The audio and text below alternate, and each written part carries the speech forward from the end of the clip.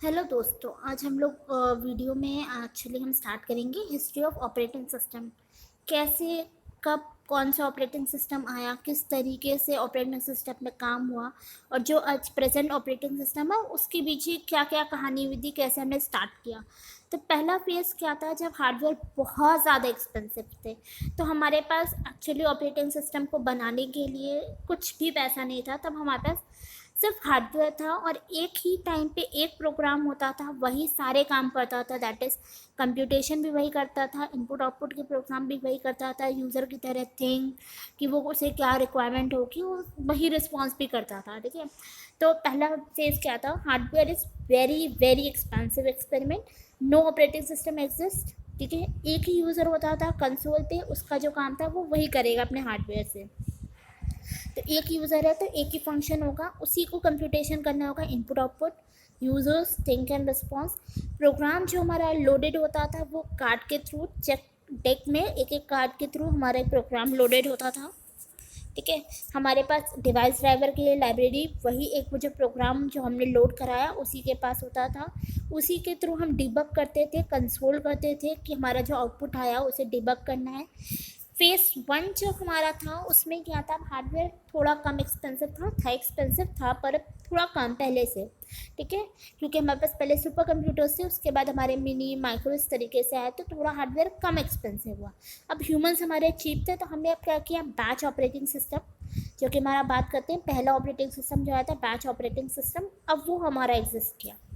तो अब वो क्या करता था, सिंपल एक हमारा बैच प्रोसेसिंग था, प्रोग्राम को लोड कर लिया, उसे रन करा, उसे प्रिंट किया, रिजल्ट निकाला, उसे डंप कर दिया, मतलब डीएलोकेट कर दिया, उसे रिपीट करना होगा तो रिपीट भी कर सकते हैं उसी प्रोग्राम को। ठीक है, यूज़र गिव्स हमारा प्रोग्राम वही पहले की तरह कार्ड के थ्रू करता था, फिर उसको ऑपरेट करता था, शेड्यूल करता था किस जॉब को कितना टाइम ऑफ ड्यूरेशन हमें देना है। ठीक है, रेसिडेंट मॉनिटर था, रेसिडेंट हमारे बियर मॉनिटर्स नहीं थे, बियर हार्ड ड्राइव नहीं थे, हमारे पास रेसिडेंट मॉनिटर था जिसमें ऑटोमेटिकली लोड हो जाता था। ठीक है, एक फंक्शनैलिटी हमने बना दी थी कि लोड करना, रन करना है, डंप करना है, इस तरीके से एक रेसिडेंट हमने बना दिया था।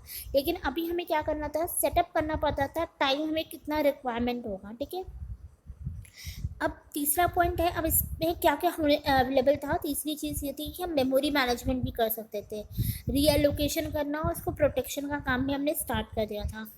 अब हम एक्चुअली हार्डवेयर को एफिशिएंट वे से यूज़ कर पा रहे हैं, क्यों, क्योंकि हम इसे लोड कर लेते हैं, प्रोसेस मैनेजमेंट काम कर पा रहे हैं, मेमोरी मैनेजमेंट का काम भी हम कर ले रहे हैं। ठीक है, मोस्ट ऑफली हम एफिशिएंट यूज़ हार्डवेयर का कर पा रहे हैं जब हमने एक बैच प्रोसेसिंग टाइप का ऑपरेटिंग सिस्टम बनाया है। ठीक है, बट डीबगिंग अभी भी हमारा डिफ़िकल्ट था, जब हमें डीएलोकेट करना था, अभी ये काम हमारा नहीं हो पा रहा था। ठीक है, अब बात होती है ओवरलैप सीपीयू और इनपुट आउटपुट ऑपरेशन में ओवरलैप हो रहा था।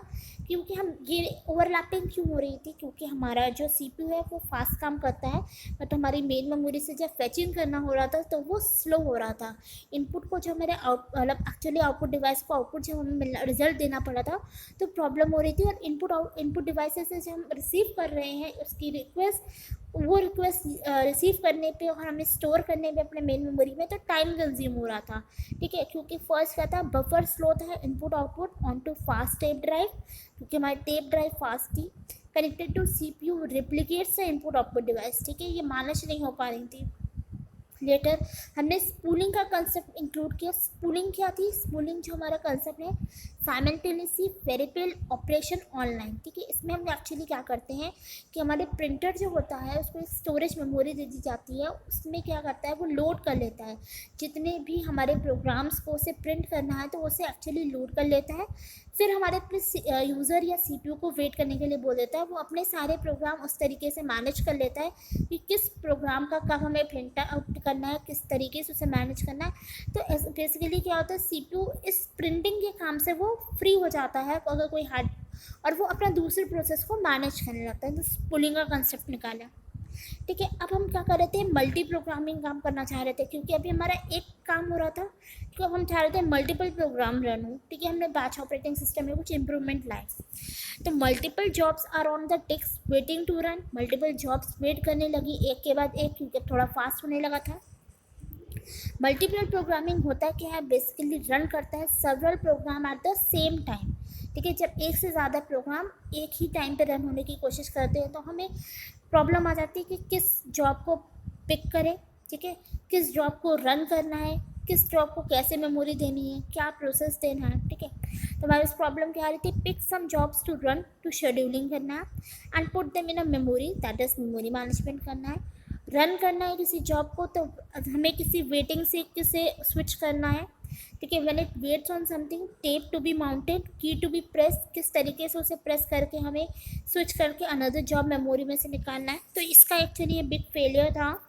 दैट इज़ हमारा फर्स्ट जो हमारा इस तरीके से बैच ऑपरेटिंग सिस्टम यूज़ किया था वो म्यूल्टिक्स, दैट इज़ 1966 में आया था, 63 में आया था और रिलीज़ किया गया था 1969। और IBM OS 360 ने भी इसे यूज़ किया था। OS design should be science not an art, ठीक है। तब हमने माना था कि OS को डिज़ाइन करना कोई साइंस नहीं है बट एक्चुअली आर्ट है, कि किस तरीके से सारी रिसोर्सेज को हमें कैसे मैनेज करना है। अब बात होती है फेज़ 2। अब हार्डवेयर थोड़ा लेस एक्सपेंसिव है, ह्यूमंस एक्सपेंसिव हो गए, ठीक है। हार्डवेयर थोड़ा सस्ता हो गया लेकिन ह्यूमंस थोड़े भी महंगे हैं, क्योंकि अब हम क्या कर रहे थे, इंटरेक्टिव टाइम शेयरिंग में काम कर रहे हैं, ठीक है। इस टाइम ड्यूरेशन पे इस तरीके से काम हो जाना चाहिए, लाइव स्ट्रीमिंग पे काम हो जाना चाहिए इस तरीके से, इतना टाइम ड्यूरेशन दिया है इसमें इसको एग्जीक्यूट हो जाना चाहिए, ठीक है। तो ये हो गया इंटरेक्टिव टाइम शेयरिंग। इसमें क्या आता है कि हमारे lots of cheap terminals use हुए हैं एक ही कंप्यूटर में, all user interact with the system at once, क्योंकि मल्टी प्रोग्रामिंग यूज़ हो गई है। अब डिबगिंग इज़ मच ईजियर हो गई है, टिक्स हमारे चिप्स हो चुके हैं क्योंकि इतना हार्डवेयर लेस एक्सपेंसिव है, तो ऑलरेडी क्योंकि डिस्क जो हमारी स्टोरेज डिवाइसेस हैं वो हमारी चीप हो गई हैं। सो हम अपने प्रोग्राम्स को, डाटा को ऑनलाइन पुट कर सकते हैं, क्योंकि जो हमारे पंच कार्ड और मेमोरी, इनकी जो स्टोरेज कैपेसिटी है सब दी गई है वो हमारी इतनी है, 1 पंच कार्ड की 100 बाइट्स, 1 MB की 100K कार्ड्स। OS 360 हमारा server fit of cards use कर सकता है। अब हमारे पास नई प्रोग्राम क्या आई है कि हमारे पास प्रिमिटिव शेड्यूलिंग की प्रॉब्लम, ट्रैशिंग को करना है, अवॉइड करना है, सिक्योरिटी मेजर्स, ठीक है। एक एक करके हम बताते हैं कैसे।